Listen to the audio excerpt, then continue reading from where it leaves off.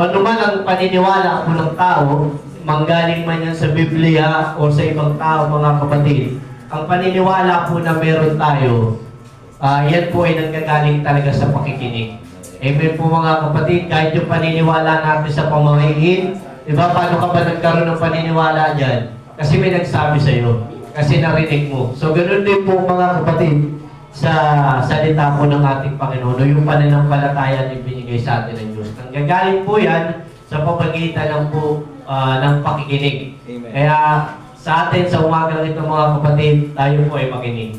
Sapagkat dito po nanggagaling yung aral ng Panginoon at yung pananampalataya na ibinigay niya po sa tao. Amen po mga kapatid. Amen. So ngayon, pagpatuloy po natin, pang-apat.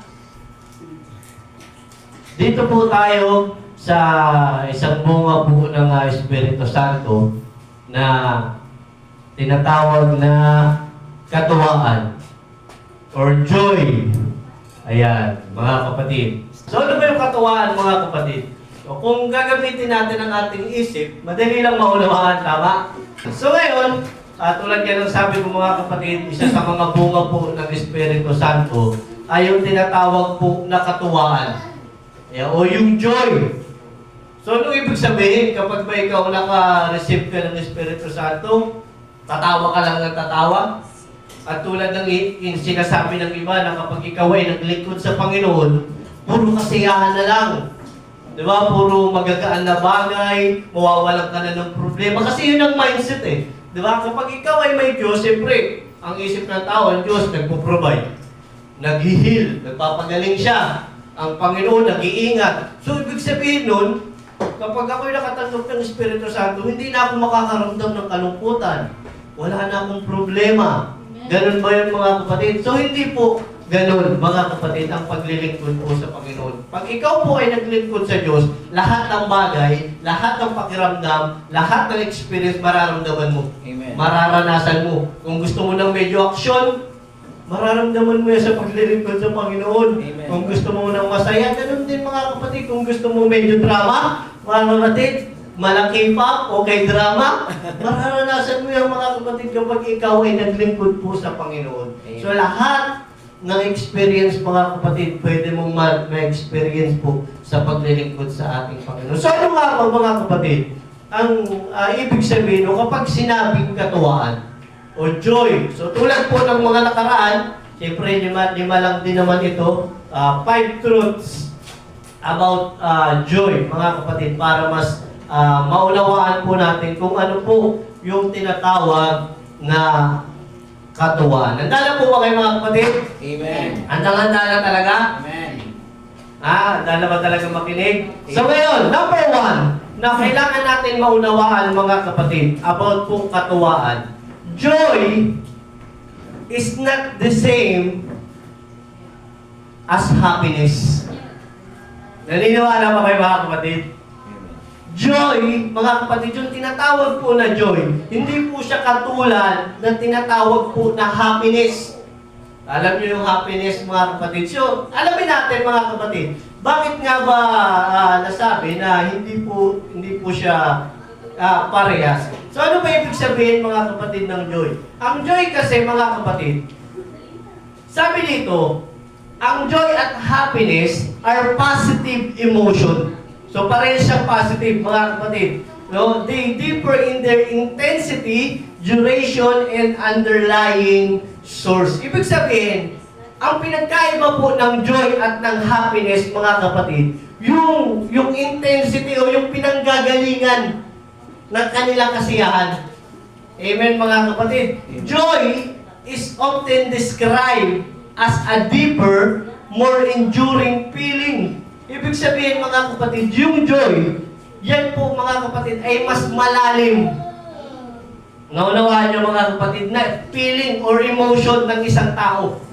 While ang happiness, mga kapatid, happiness is a typically a more fleeting emotion tied to external event. So yun po ang pinagkaiba nila. Ang joy mga kapatid ay nararamdaman mula sa puso at sa isip mo. Ang happiness naman, nararamdaman mo siya sa pamamagitan ng external event. Yung mga nakikita mo, halimbawa, nakakita mo si crush. Ayan, mga kapatid. Uy, si Crush. Diba, ano nararamdaman mo? Nagkakaroon ka ng kasiyahan. Pero kapag nawala na, wala na. O, halimbawa, mga kapatid, so sa madaling salita, ang joy at happiness, ang isa sa pinagkaiba nila, yung time. Amen. Yung time ng pakiramdam na yun. Kasi ang happiness, mga kapatid, ang sabi dito, mga kapatid, happiness is a feeling that comes and goes with external event. So sabi dito, joy, long-lasting and enduring. Ibig sabihin, mahabang panahon mo siya nararamdaman. Amen po, mga kapatid. Joy is often considered a deeper, more enduring state of being characterized by contentment and satisfaction. Ibig sabihin pala, mga kapatid, yung joy, nararamdaman mo siya, mga kapatid, kapag ikaw po ay contented or satisfied ka, mga kapatid, sa ginawa mo, o sa ginawa ng tao, o sa ginawa, lalo, siyempre, ng ating Panginoon. At ang joy, mga kapatid, it is a internal source. Galing, tulad nga na sabi ko kanina, galing po siya sa puso at isip, mga kapatid. At sabi nito, and sustain and resilient. Ibig sabihin nga, tumatagal sa madaling salita, mga kapatid. While happiness, kabaliktaran siya, mga kapatid. Ang happiness, mararamdaman mo siya sa pamamagitan po ng external event. Amen po. Yun ba, mga nakikita mo, nararanasan mo, mga kapatid, at yung nakikita mo nga, yun nga, mga kapatid. So ngayon, joy is not the same as happiness. Yan, mga kapatid. So yun po, yung pinagkaiba nila. So ano ibig sabihin, mga kapatid? Isa po sa mga bunga ng Espiritu Santo ay hindi po happiness, kundi joy. Kaya nga sabi ng Biblia, mga kapatid, diba, sa Nehemiah chapter 8, verse 10, sabi doon, sige, basahin natin, mga kapatid. Nehemiah chapter 8, verse 10. Mga kapatid, nang magkagayo'y kanyang sinabi sa kanila, magsilakad kayo ang inyong lakad, magsikain kayo ng taba at magsiinom kayo ng matamis at magpadala kayo ng mga bahagi roon sa walang naihanda sapagkat ang araw na banal ng ating Panginoon, huwag din kayong mga maglaw sapagkat ang kagalakan sa Panginoon ay inyong kalakasan. Napapansin niyo, mga kapatid? So, mamaya mauunawaan natin itong mga kapatid habang tayo ay nagpapatuloy sa pag-aaral. Ang kagalakan o yung joy po, mga kapatid, na ibinibigay po ng Panginoon na nanggagaling po sa Diyos, yun po ay nagiging kalakasan natin. Ibig sabihin, mga kapatid, sa puso at isip natin, alam kasi natin na may Panginoon eh. Di ba? Alam natin na may Diyos na magliligtas sa atin, na may Diyos, mga kapatid, na magpapagaling sa atin, magpo-provide ng lahat ng bagay sa atin. So, yung kalungkutan, mga kapatid, although na nararamdaman mo siya, nangangailangan ka, nag-iisip ka, mga kapatid, pero dahil alam mo sa puso mo, mga kapatid, na merong Diyos na magliligtas sa iyo, yung joy, mga kapatid, o kagalakan na ibinigay sa iyo ng Panginoon, hindi yun mawawala. At sa pamamagitan ng, mga kapatid, magkakaroon ka ng kalakasan. Kasi ganito ko nangyayari kung minsan, mga kapatid, halimbawa, naglingkod tayo sa Panginoon, syempre masaya. Diba, nabaptize ka, nakakaramdam ka ng kasayahan, nakareceive ka ng Espiritu, masaya ka, syempre, pinagpala ka ng Panginoon. Pero kapag sa oras na dumating ang problema, diba, anong nangyayari, mga kapatid? Nawawala. Yung kagalakan o kasiyahan na nararamdaman mo noon, nawawala. Pero dahil alam mo sa puso mo, kasi nga, ayun nga, mga kapatid yung kagalakan na ibinigay ng Panginoon, yun ang magiging kalakasan mo. Kasi alam mo sa sarili mo, niligtas ka ng Diyos Amen. Di ba? Alam mo kasi sa sarili mo, sinabi ng Panginoon na hindi na ako pababayaan. Kaya yung kasiyahan na yun, o yung joy na yun, mga kapatid, na galing po sa ating Panginoon, yun po yung magsisilbi natin kalakasan. Kahit anong problema, kahit anong kabigatan, mga kapatid, ang nararamdaman mo, dahil meron kang Diyos sa buhay mo, hindi ka nakakaramdam ng kalungkutan. Amen po, mga kapatid. Kasi ang happiness o yung external event na nakapagbibigay sa iyo, mga kapatid, ng kasiyahan, Dadating ang panahon, mawawala yan eh. Di ba? Halimbawa, yung tinatawag na happy pill. Di ba? Kapag nakikita mo siya, sasaya ka, pag nakikita mo yung crush na crush mo sa school. Di ba? Ito totoo ito nangyayari kahit sa lahat siguro sa atin. Pinisipag ang isang estudyante pumasok pag nakikita niyo si crush. Di ba? Sino nakaranas ng mga kapatid? Papasok ako kasi crush ko yung teacher ng science. Di ba? Ay, maganda yung teacher ko. Pumasok ako. Di ba? Nakakaramdam ka? Mga kapatid. Di ba? Nangyari yan sa akin mga kapatid. Totoo lang. Kasi ganda-ganda ako doon sa teacher namin sa science. Hotep lang. Sipag ko talaga, mga kapatid. Pero kapag yun ay nawala, di ba nawawala yung happiness na nararamdaman mo? Yung kasiyahan na nararamdaman mo? Tinatamad ka na. Di ba? Tinatamad. Kahit na pagkain eh. Pag naghiwalay kayo, hindi ka na makakain eh. Yung dating saya-saya mo pag kumakain ka, hindi ka na mapigilan. Pero pag nag-away kayo, nag-break kayo, naghiwalay kayo ng mahal mo, di ba hindi ka na makakain? Hindi mo na nagagawa, mga kapatid, yung mga bagay na masaya mong ginagawa dati. Tama! Pero yung joy o kagalakan na galing po sa Panginoon, hindi po yung nawawala. Amen. Kahit anong mangyari, kahit anong problema mga kapatid. Kasi alam na kung bakit? Ang Diyos kasi hindi nawawala eh. Right. Ang Diyos ay nananatili. Ang Diyos ay hindi nagbabago. Amen po mga kapatid. Yung po ang pinagkaiba ng joy at happiness. Amen po, ang joy, ulitin ko po, yan po ay sa loob ng gagaling sa isip mo. Amen? Amen. Ang happiness, nararamdaman mo yan sa pamamagitan po ng external event. Yung mga nakikita mo, sa madaling salita, saglit lang yun.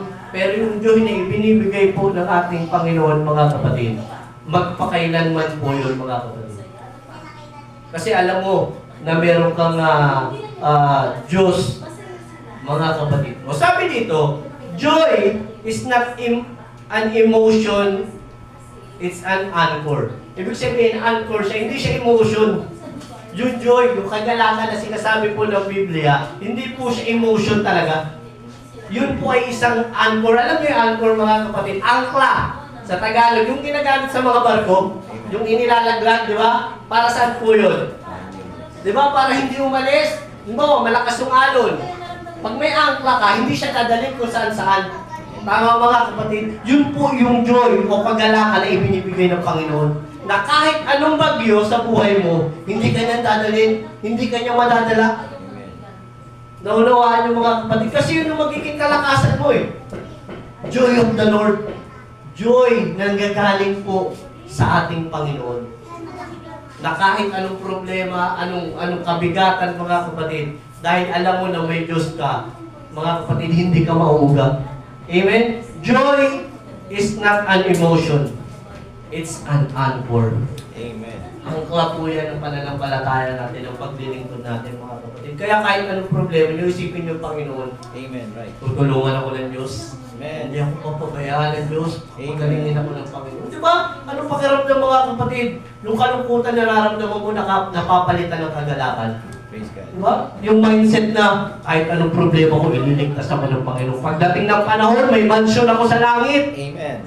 Ang bahay ko butas-butas, puro tulog, ang init. Pero pag ako nagpatuloy sa Panginoon, ang bahay ko sa langit, mansyon. Amen. Right. Diba? Yun ang pangako ng Panginoon sa atin, mga kapatid. So, ngayon mga kapatid, joy is not the same as happiness.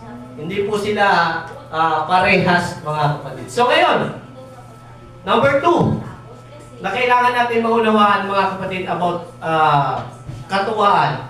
Number 2, joy is a choice, not a circumstance. Amen. Choice po siya, mga kapatid. Naunawaan niyo, mga kapatid. Kasi nanggagaling nga siya sa puso eh.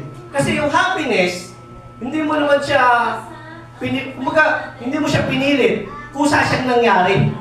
Diba? Hindi mo naman akalain na dadaan si crush mo dyan eh. Hindi mo naman siya inutusan, daan ka dito para maging masaya ako. Tuwing umaga, dumaan ka sa pinto namin. Sisilip ako sa bintana namin para maging masaya ako. Hindi naman ganun, di ba? Aksidente po yun. Pero yung kagalakan kasi, o yung joy, man ibinibigay ng Panginoon, choice po yan. Amen. Choice mo yan. Kasi kung magka-problema ka, di ba, kung magka-problema ka, nasa sa kamay mo kung paano ka magre-response. Amen. Di ba, kung yan ay gagawin mong dahilan para lumayo sa Panginoon, or i-isolate yung iyong sarili, choice mo yan. Tama mga kapatid. Kahit nga sa kaligtasan, di ba, work out your own salvation, na sabi ng Biblia. Ibig sabihin, trabahuhin mo yan. Kung gusto mo maligtas, nasa iyo yan. Kung gusto mo na pagpapala, nasa sa iyo yan. Amen. Amen mga kapatid. So ganun din po ang joy o yung kagalakan na ibinibigay po ng ating Panginoon. Kasi mga kapatid, yung joy na yan, tapos na pagtrabahuhan ng Diyos yan eh. Bakit? Namatay na siya eh. Amen. Inialay niya ng buhay niya eh. Pinangako niya na magpo-provide siya eh. Tama mga kapatid. So itinanim mo yan sa puso mo. Nasa sa iyo yan o nasa sa atin yan kung gagamitin mo yan bilang kalakasan sa oras mga kapatid na ikaw ay nangihina. Nasa sa iyo yan. Choice po yan. Amen. Pero siyempre bilang isang Kristiyano mga kapatid, nananampalataya tayo sa Diyos, di ba? Naniniwala tayo sa Panginoon. Amen. Tama mga kapatid, naniniwala tayo na may kaligtasan tayo. So lagi niyong piliin ang Panginoon. Lagi niyong piliin mga kapatid, yung joy o yung kagalakan na ibinigay sa inyo ng Diyos. Amen mga kapatid. Yan po. Kaya nga bunga siya eh. Di ba? Kung dati may problema ka, nalulugmok ka, nangihina ka. Pero dahil may Espiritu Santo ka na, isa sa mga bunga na ay kagalakan o yung joy. Di ba mga kapatid, kailangan mo ipakita na may Diyos ka sa buhay mo. Kailangan mo ipakita na may tiwala ka sa Panginoon. Kasi kung onting problema, tatalikod ka sa Panginoon, parang sinabi mo na rin na hindi totoo ang Diyos, na hindi ka kayang tulungan ng Panginoon. Amen. Tama mga kapatid, kaya kailangan lagi natin piliin na magtiwala sa Diyos. Kailangan lagi natin piliin mga kapatid ang Panginoon. Amen po mga kapatid. So tingnan niyo po, buksan po natin ang ating Biblia, no? Habakuk chapter 3, verse 17. Sapagkat bagamat ang puno ng igos ay hindi namumulaklak, di magkakaroon man ng bunga sa mga puno ng ubas, ang bunga ng olibo ay malilikat, at ang mga bukid ay hindi magbibigay ng pagkain. Ang kawal ay maghihiwalay sa kulungan, at hindi magkakaroon ng bakahan sa mga silungan. 18. Gayon may magagalak ako sa Panginoon.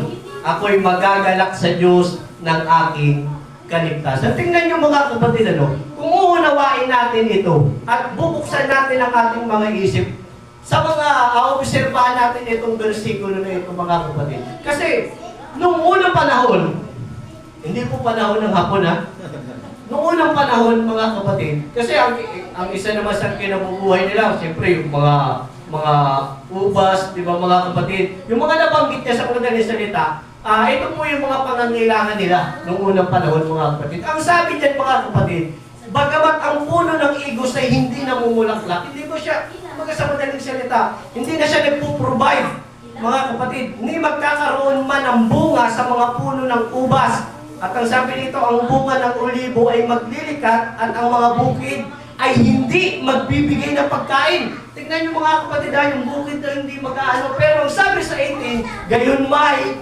magagalak ako sa Panginoon. Amen. Kahit ganun ang mangyari, mga kapatid, magagalak siya sa Panginoon. Bakit? Tignan niyo yung dulo mga kapatid. Ako'y magagalak sa Diyos ng aking kaligtasan.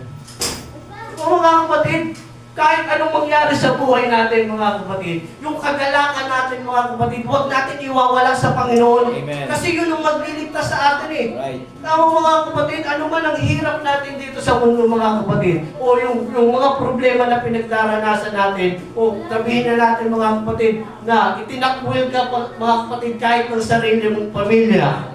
Mga kapatid, yung kagalakan na galing po sa Panginoon, huwag natin iwawala. Right. Kasi ang Diyos ang magliligtas sa atin. Kahit walang laman ng bulsa mo, mga kapatid, kayang lagyan niya ng Diyos. Amen. Right.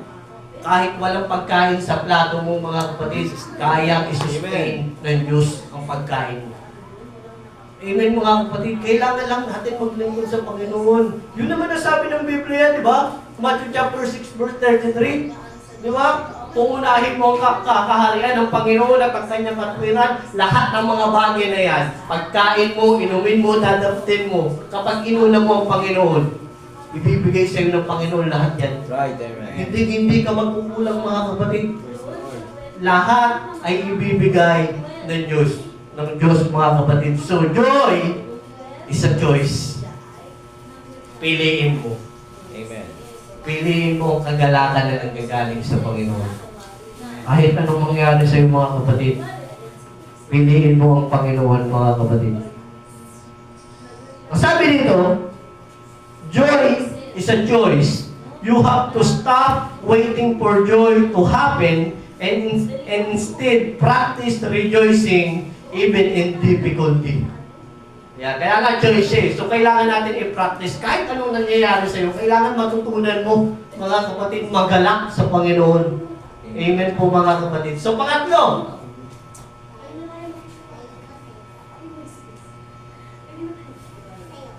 pangatlong katotohanan patungkol po sa katuwaan. Sabi dito, number 3, joy doesn't mean ignoring pain. Yan, mga kapatid. Kasi baka pagkamalian natin eh. Ibig sabihin ba nun? Kakalimutan ko na yung mga sakit. Yung mga hindi magagandang nangyari sa akin, kakalimutan ko. Hindi po yun ganun mga kapatid. Joy doesn't mean ignoring pain. Yan mga kapatid. So hindi po siya ganun mga kapatid. Ibig sabihin, alam mo may problema ka,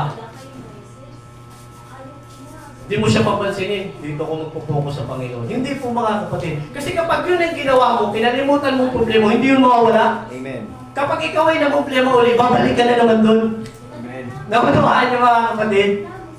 Kasi kapag pinabayaan mo dito, alam mo may utang ka, ay may Panginoong magbabayad na. Magbabayad ko po yun. So, ayaw ko na yung utang ko na yan. Tapos na mag-rent siya na, magbayad na. Oy! Hindi mo gano'n. Mga kapatid. Okay. Alam mo, binigyan mo pa ng utang, binayaran na yung kasalanan mo, binigyan mo pa ng utang. Grabe ba? Sumusobra na, oy!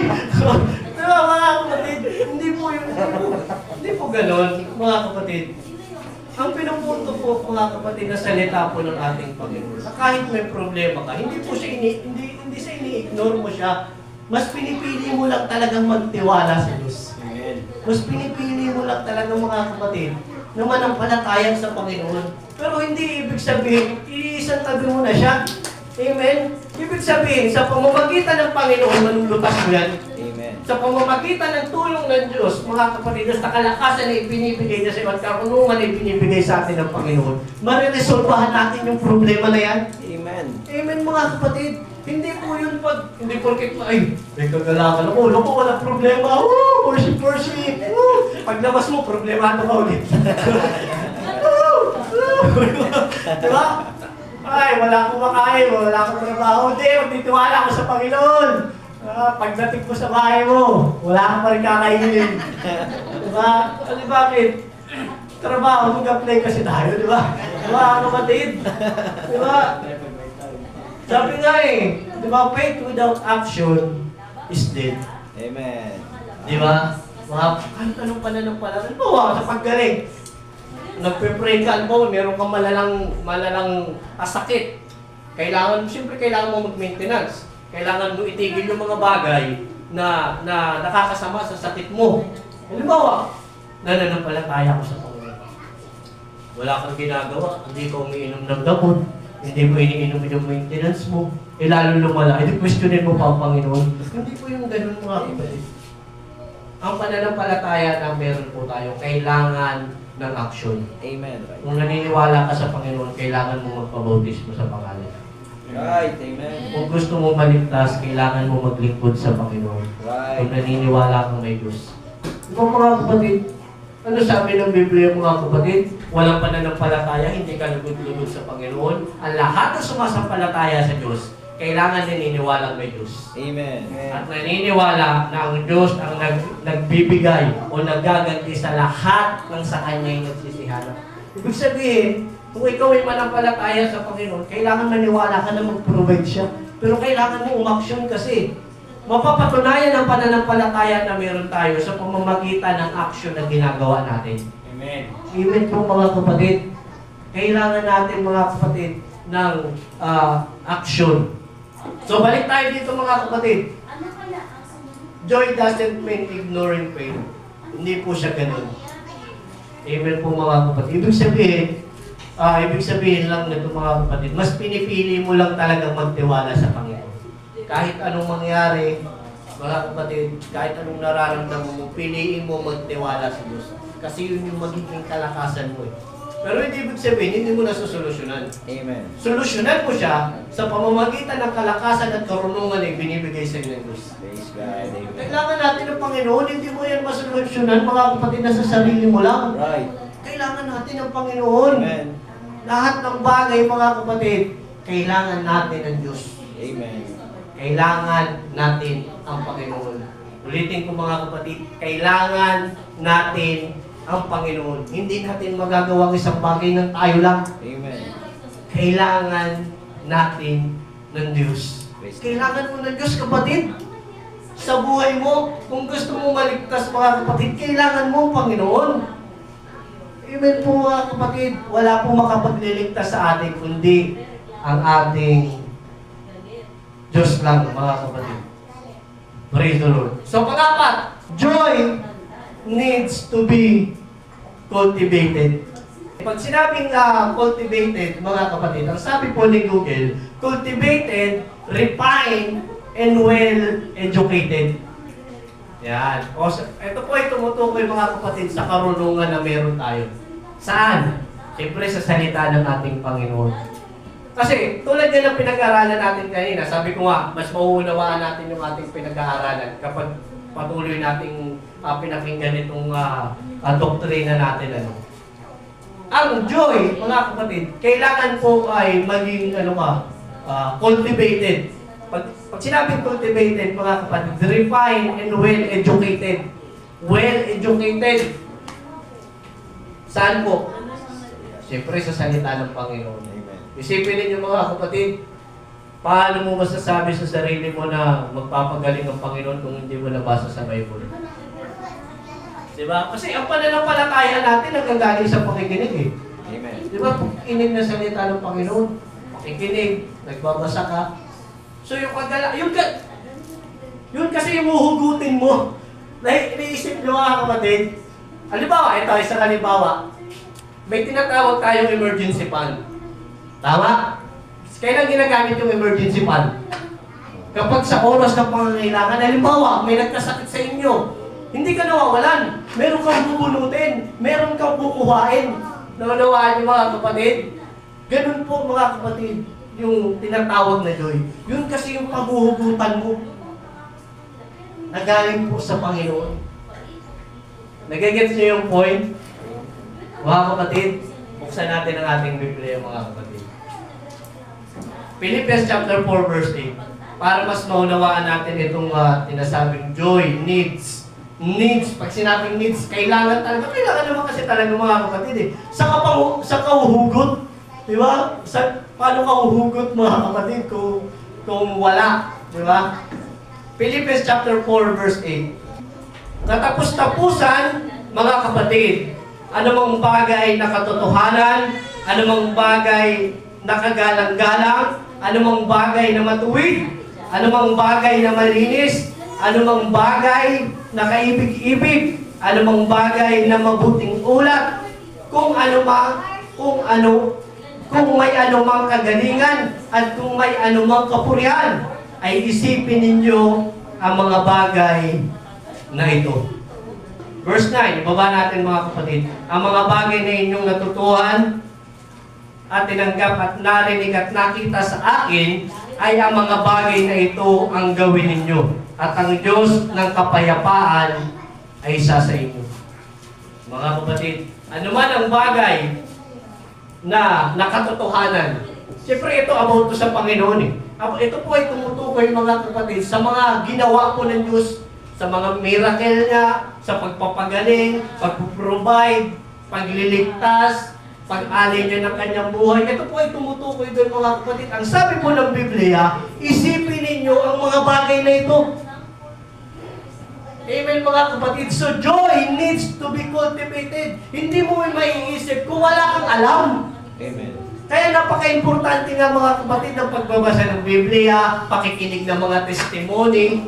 Di ba? Kasi yung mga testimony, yan ay isa sa mga nagpapatibay ng pananampalataya natin eh. Ang mga testimony, mga kapatid, yan ang isa sa mga nagpapatunay na totoo po ang Panginoon. Yung testimony. At siyempre sa pagbabasa ng Biblia, mga kapatid, ang sabi, isipin mo yan. So, paano ka magiging well-educated or cultivated, mga kapatid, sa salita ng Panginoon kung hindi tayo magbabasa ng Biblia?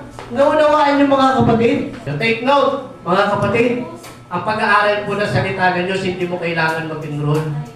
Wala kang babayaran.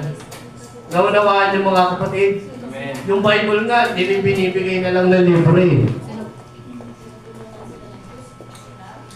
Amen po ba, mga kapatid? Pwede pa natin palakpakan ng Panginoon, mga kapatid. Ang kagalakan, mga kapatid, para magkaroon ka ng kagalakan, napaka-importante na meron kang alam sa salita ng Diyos. Amen. Yun naman ang pinakasimpleng paliwanag. Yung kagalakan, kung gusto mo maramdaman yung kagalakan na galing sa Panginoon, kailangan meron tayong alam sa salita ng Diyos. Kasi yun ngayon, uhugutin mo eh. Amen. Di ba? Uhugutin mo yung salita po ng ating Panginoon. So, panglima. Ito pinaka-importante mga kapatid. Joy is found in God's presence. Amen po mga kapatid. Yung kagalakan mga kapatid, siyempre kagalakan ng galing sa Diyos eh. Siyempre, saan mo siya maramdaman? Siyempre sa Panginoon. Amen mga kapatid. Joy is found in God's presence. Isipin niyo kapag ikaw may problema, pumunta ka ng church, lumuhod ka, nag-worship ka, di ba nakakagana ang pakiramdam? Di ba nagkakaroon ka uli ng kasiyahan? Yung kagalakan mga kapatid. At yun yung kailangan natin panghawakan. Kasi mga kapatid, sa loob ng church, ilang oras lang naman tayo nandito eh. Mas nagugugol ang oras natin sa labas. Mas maraming oras natin sa labas ng church kaysa sa loob. Amen. Tama mga kapatid. So yung kagalakan na naramdaman mo sa Diyos habang nag-worship ka, nakikinig na salita ng Panginoon sa pagluhod mo, kailangan mong panghawakan. Amen. Kasi yun yung uhugutin mo eh. Kung narinig mo, napakinggan mo sa salita ng Panginoon, mga kapatid, na hindi ka niya papabayaan, panghawakan mo yun. Amen. At dadating ang panahon, gagamitin mo yan. Kapag napakinggan mo sa salita ng Diyos o sa preaching, mga kapatid na nagpapagaling ng Panginoon, panghawakan mo yan. Kasi dadating ang panahon, mga kapatid, uhugutin mo rin yan eh. Gagamitin mo rin yan na kapag ikaw ay nagkasakit, ay sabi ng Biblia, nagpapagaling ng Panginoon. Amen. Magpe-pray ako. Di ba mga kapatid? Amen po. Joy is found in God's presence. Wow. Amen. Kaya mamaya mga kapatid, sa altar call natin, kung ikaw maninag na meron kang nararamdaman na kabigatan ng problema mga kapatid, kunin mo yung sandali na yun na magpuri sa Diyos. Amen. Huwag natin sayangin mga kapatid, mag-worship tayo sa Diyos. Kahit yung init na nararamdaman natin ngayon mga kapatid, huwag mong pansinin yan, basta magpuri ka sa Panginoon. Amen. Mag-worship ka sa Diyos. Maniwala ka sa akin mga kapatid. Bibigyan ka ng kalakasan ng Panginoon. Right. I-renew niya yung spirito mga kapatid na meron ka, mga kapatid. So buksan natin ang ating Biblia sa Psalms chapter 16 verse 11. Inyong ituturo sa akin ang landas ng buhay. Nasa inyong harapan ang kapuspusan ng kagalakan. Sa inyong kanan ay may mga kasiyahan magpakailanman. Diba? Mga kapatid, yung joy kasi, yun ang pinagkaiba ng joy at happiness. Yung happiness, pang short time lang. Pero yung joy o kagalakan na nanggagaling sa Panginoon, mga kapatid, magpakailanman. Amen. Tignan nyo sabi ng Biblia, mga kapatid, nasa inyong harapan ang kapuspusan ng kagalakan. Sa inyong kanan ay may mga kasiyahan magpakailanman. Praise God. Magpakailanman, mga kapatid. But it's your choice. Amen. choice mo yan. Mga kapatid, kung panghahawakan mo yan. Pero mga kapatid, as a believer at nananampalataya sa Diyos, kailangan natin manampalataya sa Panginoon. Amen. Kasi yun ang utos ng Biblia. Palakpakan po natin ang ating Panginoon at ginagawa natin ang Diyos sa mga ng ating gawain. Praise the Lord.